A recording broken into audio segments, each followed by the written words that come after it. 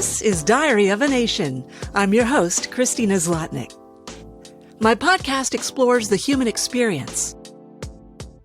I see the stanzas rise around me, verse upon verse, far and near, like the mountains from Agiakachuk. Henry David Thoreau. Agiakachuk loosely translates as Home of the Great Spirit. It's a name given by Native Americans. Today, most of us know it as Mount Washington. It's part of the Presidential Traverse in the White Mountains of New Hampshire. At 6,288 feet, it's the highest peak in the Northeast. Several storm tracks combine at its summit, creating some of the world's worst weather. That mountain is an important part of our identity here in the Granite State. It is unwise, Thoreau wrote, for one to ramble over these mountains at any time, unless he is prepared to move with as much certainty as if he were solving a geometrical problem. Hiking mountains is an exercise in risk management.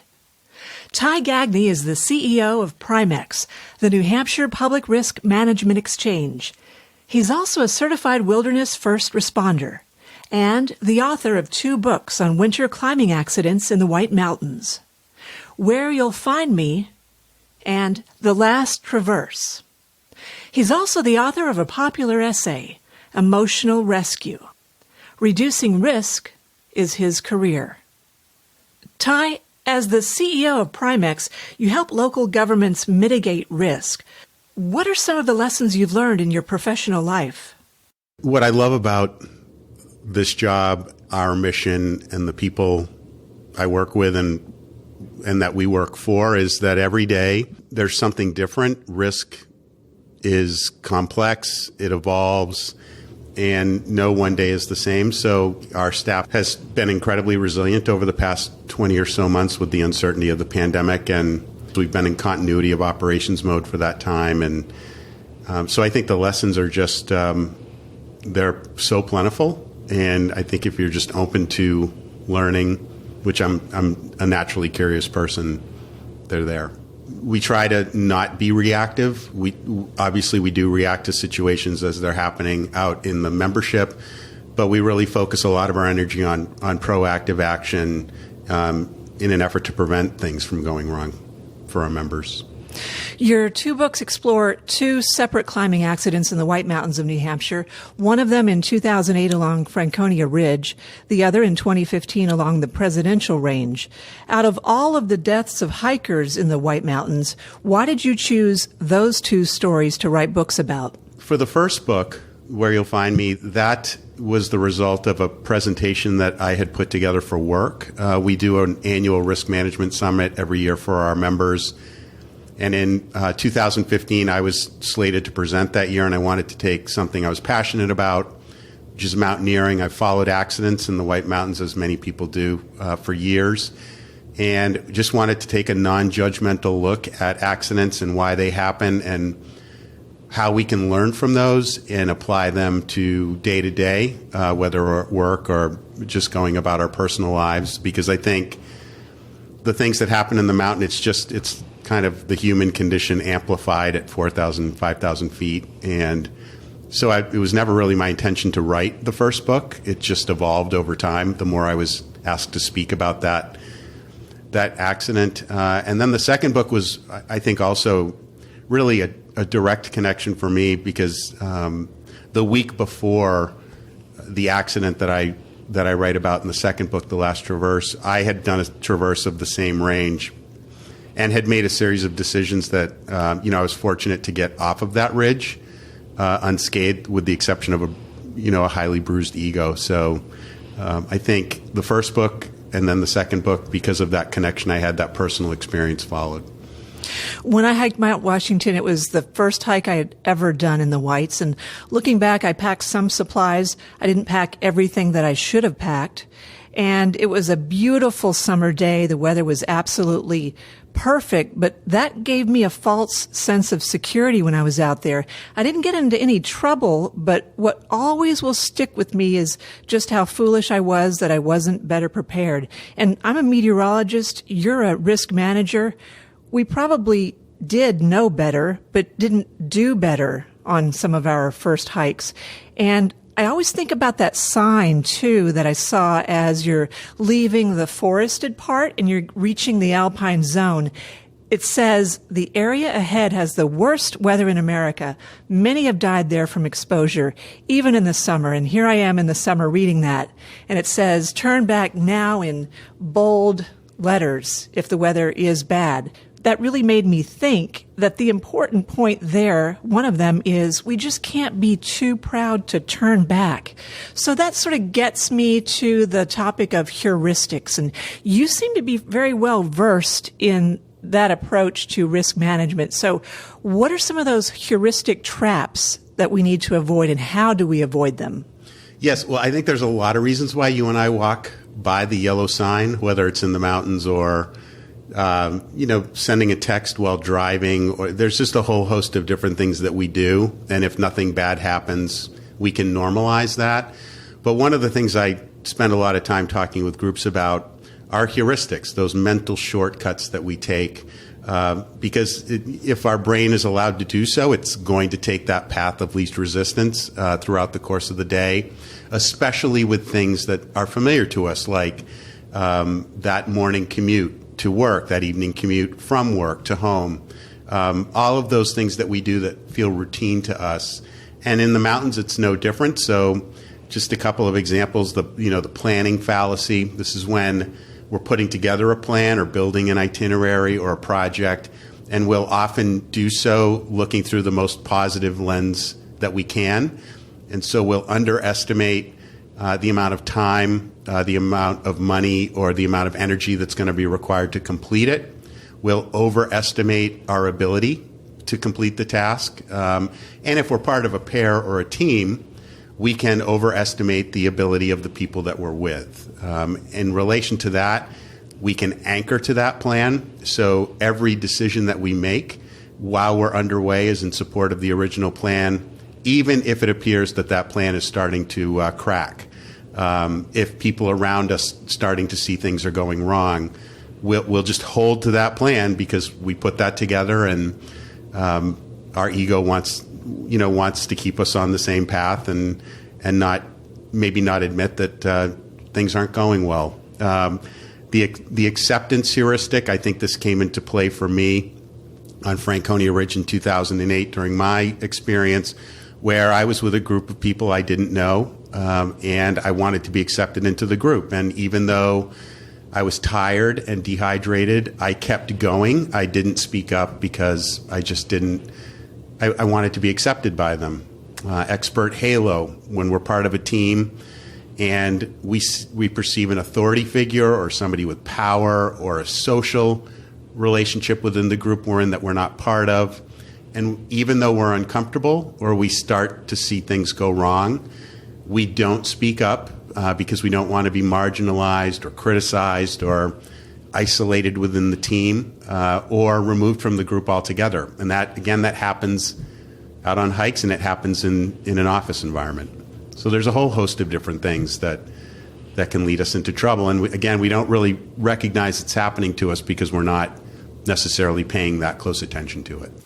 You talk about the importance of situational awareness. Could you explain that in more detail? We've gotten very good at mastering distraction. I think we're constantly getting notifications on a phone, or we're multitasking. It can be really challenging to be present. And the thing with situational awareness is it's really having a grasp of what's going on around us. If we think about it as a system consisting of people, physical objects, in the case of the mountains, the weather, or even if we're driving or whatever we happen to be doing. But it's really continuously taking an inventory of self, of the people around us, of the environment that we're operating in, and asking ourselves, what's happening? Are there changes taking place? Do I anticipate the potential for something to change? Am I prepared for that? But again, it requires a level of personal discipline to stop and again take note and take inventory and then adjust your plan if necessary. Not being on autopilot. Right. What's dysfunctional momentum? It's work that was done out of MIT, and they looked at wildland firefighting and how wildland firefighting is addressed, and that it's really difficult to get ahead of. And when there were some factors involved in identifying dysfunctional momentum, generally when we think of momentum, it's looked at as a positive. We attach that many times to professional sporting events when one team seems to have everything going right for them, and we'll label it that. But momentum can turn in the other direction when we're action-oriented, when we're so focused on the goal or the task ahead of us, we're on autopilot. We're not paying attention to those changes around us. Inflexible planning. We have a plan, and even though, again, all indications are that it needs to be modified or adjusted, we just hold to it. The ripple effect. One thing starts to go wrong, and if it's not addressed, it will spill over into other areas, and now we have multiple fires, metaphorically, that we have to deal with. So one of the ways to keep momentum in check is through situated humility. No matter how many times I've done a particular task, the experiences I have or the tenure in an organization I have, that each and every experience that I have, there's something there that's different, and that I really need to be open to changes. I need to be open to how I might be different in this current situation, or the people that are around me, or whatever I'm interacting with. And also just creating interruptions, or what we might call strategic pauses. That even though we're underway, and even if things seem like they're going well, we just take a time out and we just reassess. Again, I use that term, taking inventory. But the next time, I think if you're in a meeting and we just can't seem to reach a decision, it's really just taking 10 minutes, leaving the room, getting some distance from the issue, coming back to it, and oftentimes a solution will present itself outside of that environment. So, in my experience, it seems like major accidents are usually the result of a series of smaller errors, not typically one big defining event. Do you find that that's typically the case too? Yeah, I do. I think if we look back, if we look at the larger story, you can see over time, just like you said, the series of small events that led up to this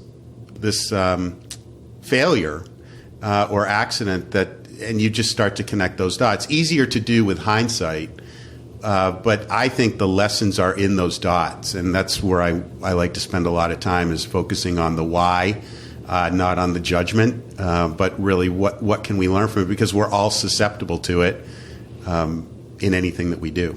So that's where those pauses and those intentional resets help you. They do. They do.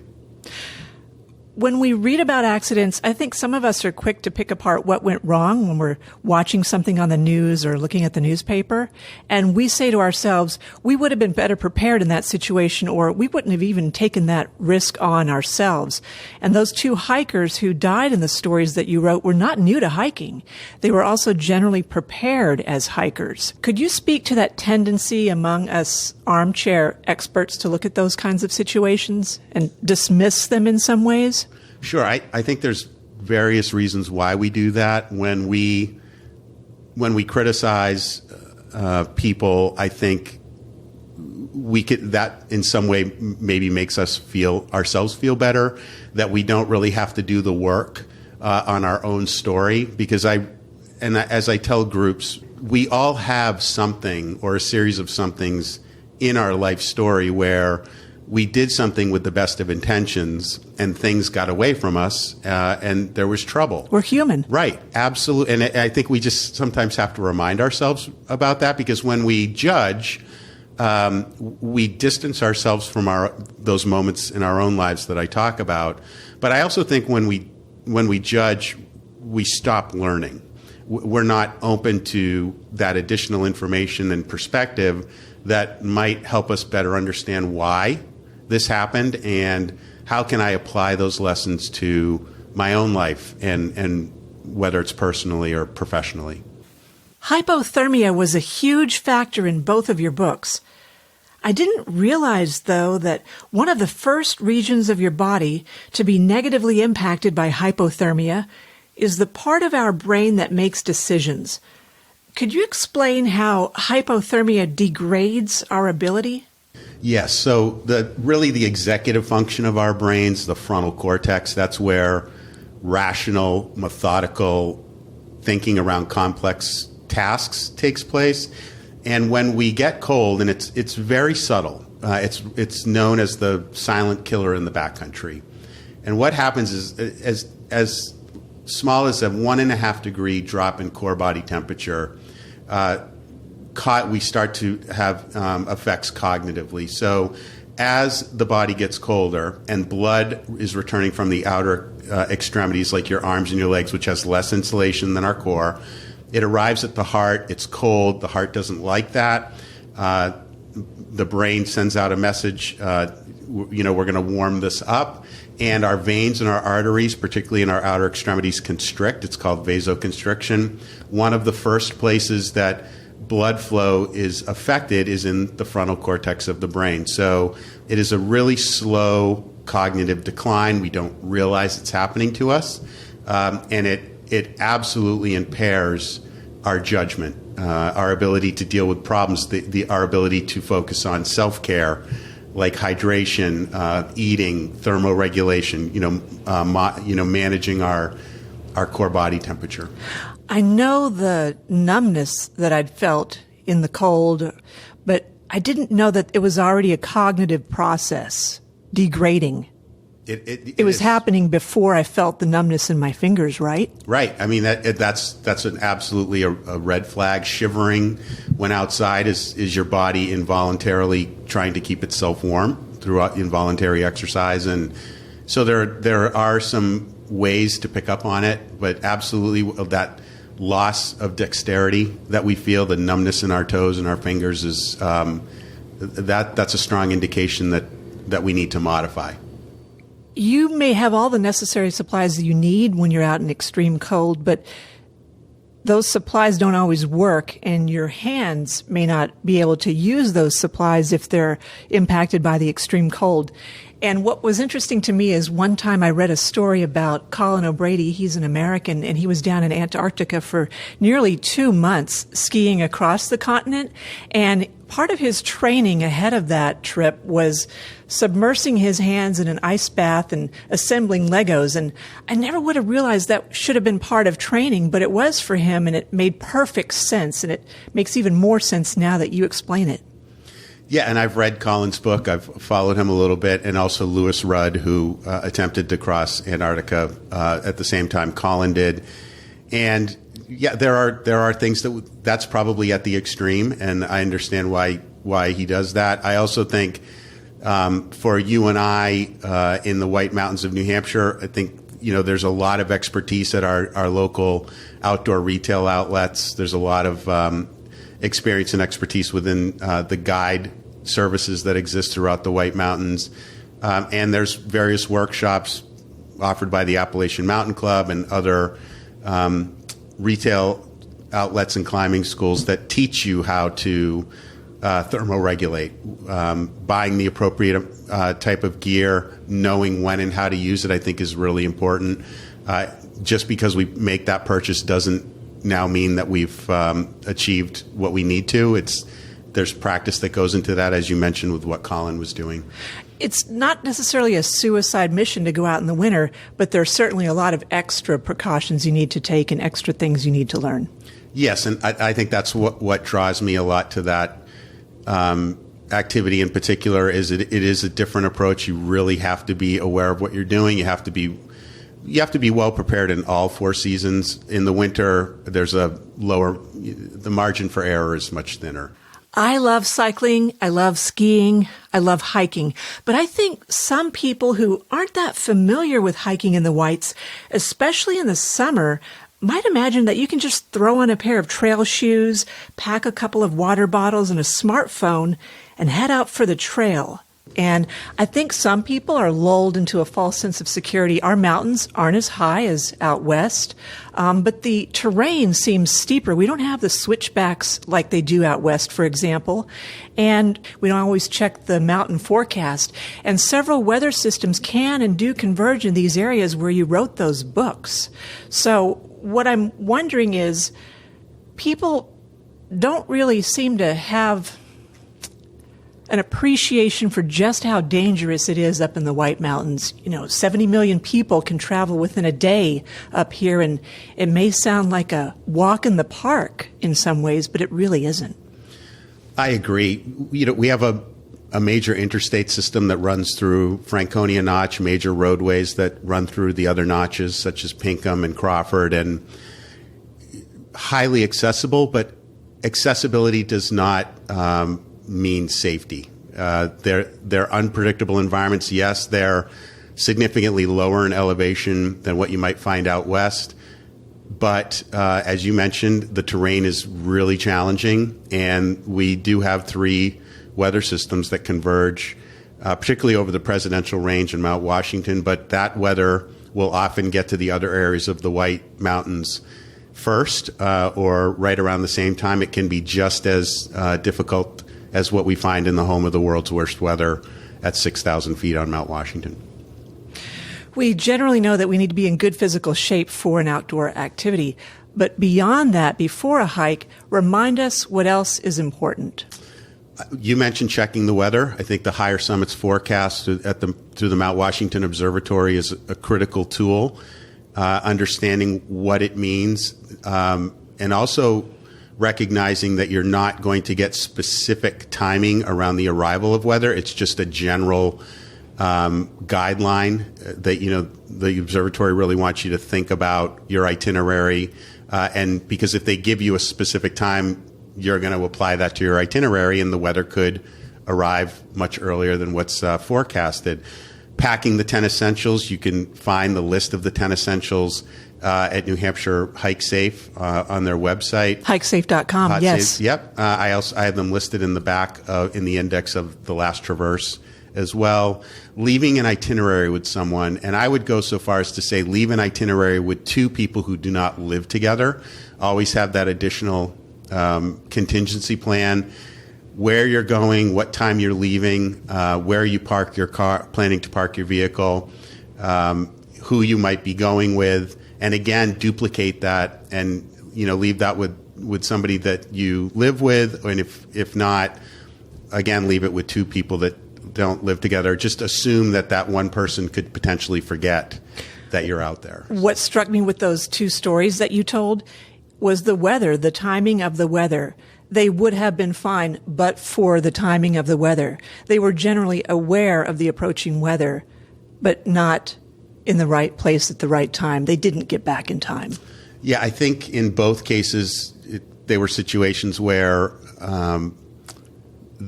how they interpreted the forecast and how it actually lined up that day were different, and tragic events in both cases. And really just almost got to the point too far beyond that line of turning around to really be able to what I consider self-rescue. It was absolutely horrifying, both of those stories, the final hours, the final moments that you describe in your books. Yeah, and I think particularly in the case of the last traverse, James Osborne, who survived, having his voice and his perspective and his trust to share that ordeal that he had with his close friend, Fred, I think just added a weight to the story that maybe wasn't there with the first book, because Kate was alone, and a lot of what I was going on was based on the data extracted from her handheld GPS unit and then the weather data from the observatory. Not her firsthand account. Right. In James' situation, though, I don't think I've ever read a story about a guy who survived by a margin that thin out in the cold. Yeah, it's an amazing survival story, and I think about this often. I am so grateful to be the one to have shared it in this way. James is still the coldest person with a dry land hypothermia case to ever be fully revived in the Northeast. Yeah, what was he, 76 degrees his core temperature? Yep, and one of the coldest in the United States. There have been colder dry land hypothermia patients who've been fully revived, but it's a short list, and he's there. So it's remarkable. And he lost part of himself. He did. Physically. Yep, and he lost his friend. He did. He lost a tremendous amount, but also one of the most positive, optimistic, and resilient people I've had the honor to meet. What did you take away from speaking with him? What did you learn about him? What's he like? He's a happy person. He has really good perspective on what happened, who he was when it happened. We all have responsibility whenever we're out on an adventure like that. And I think just the process that he went through, not only his physical recovery, but his emotional recovery, and his openness about that. Again, I'm so glad to know him. And he's doing really remarkable things now. He volunteers at the adaptive ski program at Mount Sunapee. Here in New Hampshire? Yeah, where they taught him to get back on skis once he got his prosthetic, because he lost his right leg below his knee. And he also does a lot of charity cycling, long-distance cycling rides throughout the country in support of adaptive athletes. Both of those stories were in full conditions, right? Yes. I mean, I've driven through blizzards because I work at the airport and I have to go to work, but I've never hiked in these whiteout conditions. I just can't imagine how hard it is from a spatial standpoint to even know where to go and which way is up and left and right and down.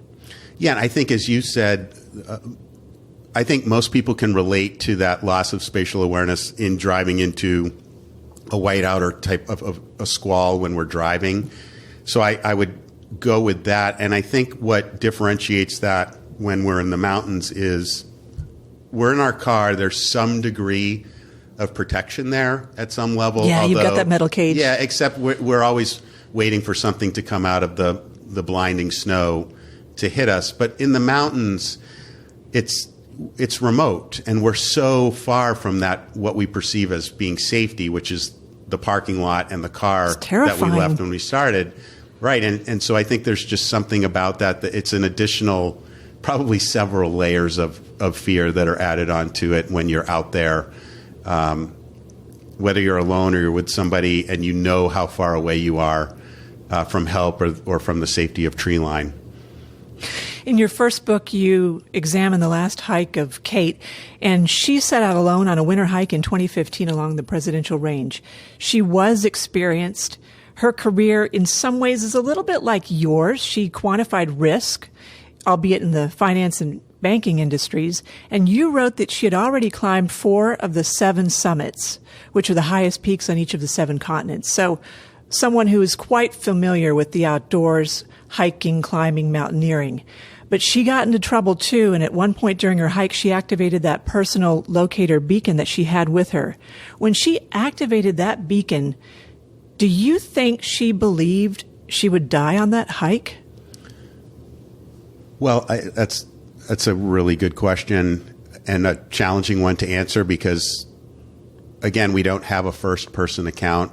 All I can say to that is, having talked to people who know her, and as Charlie, her husband, had indicated to New Hampshire Fish and Game, who had responsibility for the search and rescue operation, that if she had activated the beacon, she knew it was a life or death situation because, given who she was as a person, he said she would have done whatever she possibly could to have gotten herself out of the situation that she got herself into. Self-rescue, and just very independent, strong person, and wouldn't have wanted to have burdened people with having to come help her.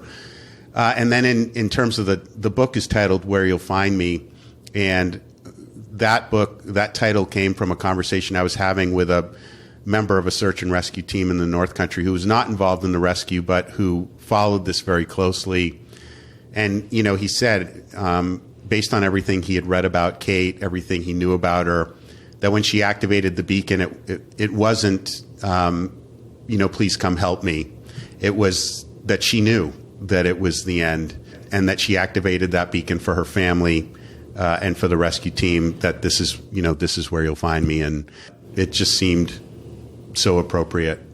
So sad. It is. What did she teach you? Her story. I understand the high drive part. I have those traits personally, have learned to manage them over time through just getting older and having experiences and having some perspective.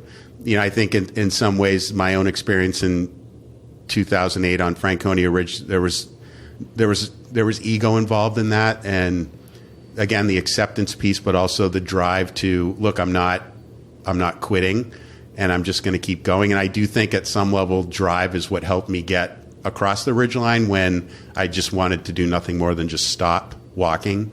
It's good to a point. Yep, it is. But do we know that point when we're in it? Yeah, and I think there's value in pushing yourself in a way that teaches you how to suffer through those kinds of things and work through it. I think a lot of us have relied on those traits and skills over the past 20 months with the pandemic. Some degree of risk-taking is important. We do have to know where that line is, because the further beyond it we go, the harder it is to extract ourselves from the situation that we might find ourselves in. But that we do need to get outside of our comfort zone. We do need to stretch, and because that's where the growth happens. That's where the good stuff takes place, and we develop wisdom and experience. And her whole life, particularly when she arrived in the United States at 20 years old, until tragically she lost her life at 32, she was outside of her comfort zone a lot, and she was really successful at it. And she was quite comfortable in that space for the most part. She saw real value in she saw growth. She saw she wanted to get better at things. She wanted to have new experiences. She wanted to see different places. And in this case, in February 2015, it got away from her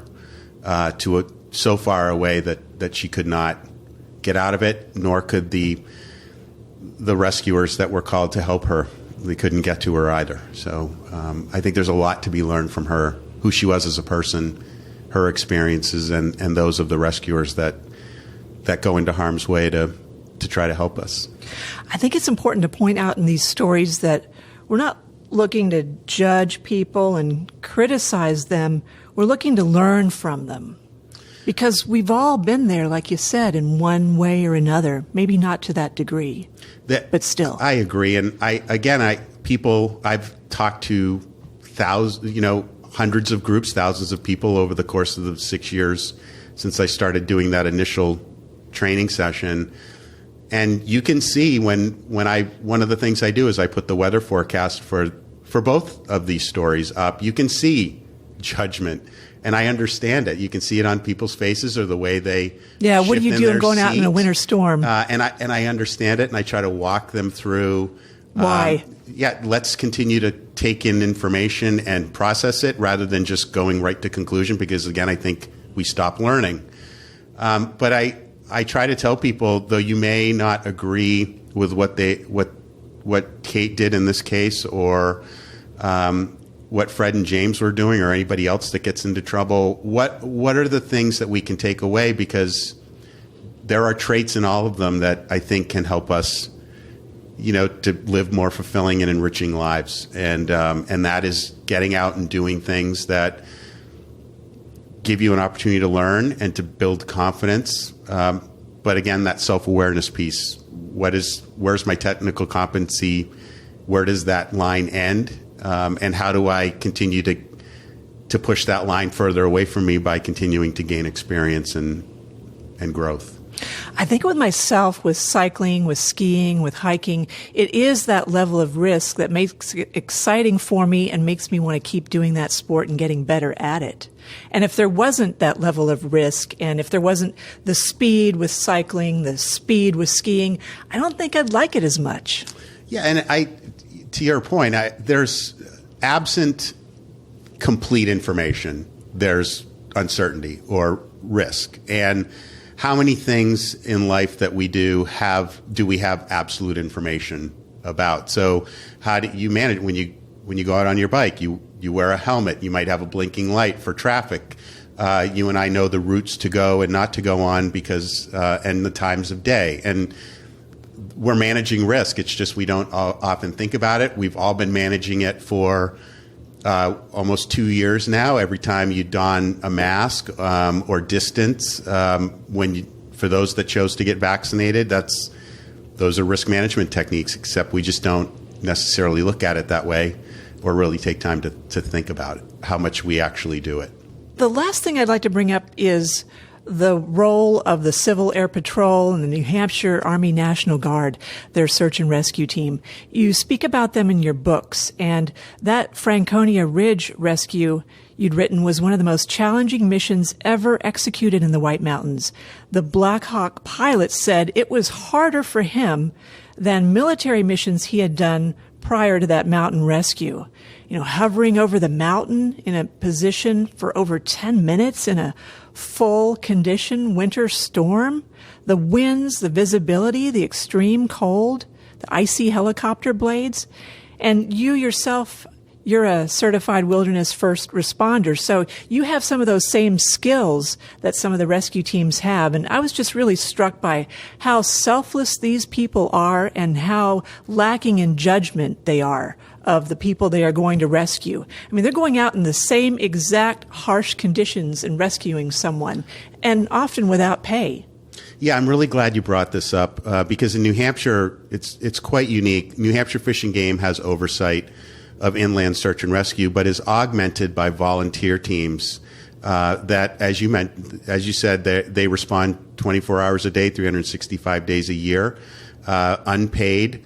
And they go out in service of others, and they do so because they also recognize that there's a very fine line between them and the people they're going out to help. There have been rescuers who have been out recreating themselves who have needed to be rescued.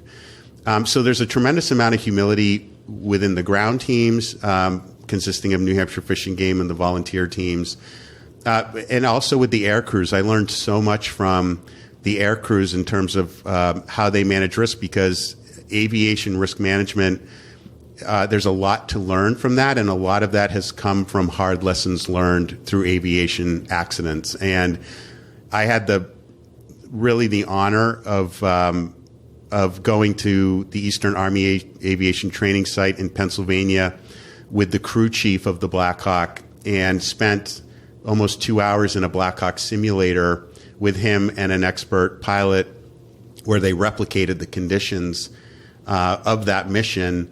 And I would not attest that it was anywhere near what they experienced, but to just have a small sense of what it took, not only for the pilot, but for the co-pilot and the two crew chiefs in the back, to successfully and safely get that helicopter to the position that they put it in on the summit of Little Haystack, in a ground blizzard with really high winds, in total darkness, using only their infrared goggles to save James, and then to extract the rescuers from the mountaintop. And then Fred, tragically, it's amazing. And as you mentioned, it's the first time, and it's the only time in the state's history where a Black Hawk helicopter has landed at night in a winter storm on a summit of the White Mountains. Hadn't happened before, hasn't happened since. It just blows my mind that they even went.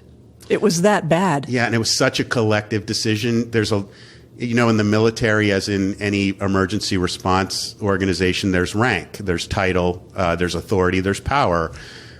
And I think there's so much to learn from the ground teams and the air teams, because even though there's that rank structure, Decision making is by consensus. Each individual is empowered to contribute to decision making. If any one person, regardless of rank or tenure or experience, is uncomfortable, it's reassessed without criticism, without judgment.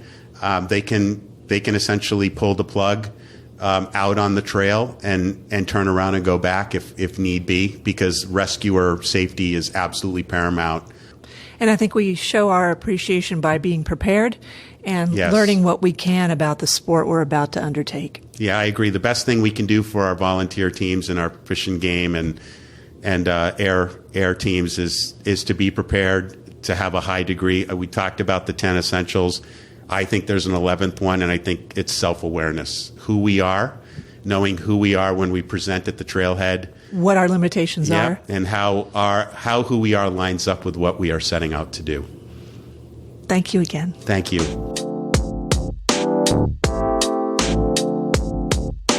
Follow Diary of a Nation on Facebook, Instagram, and Twitter. Do you like what you hear? Take a moment to rate and review Diary of a Nation on Apple Podcasts.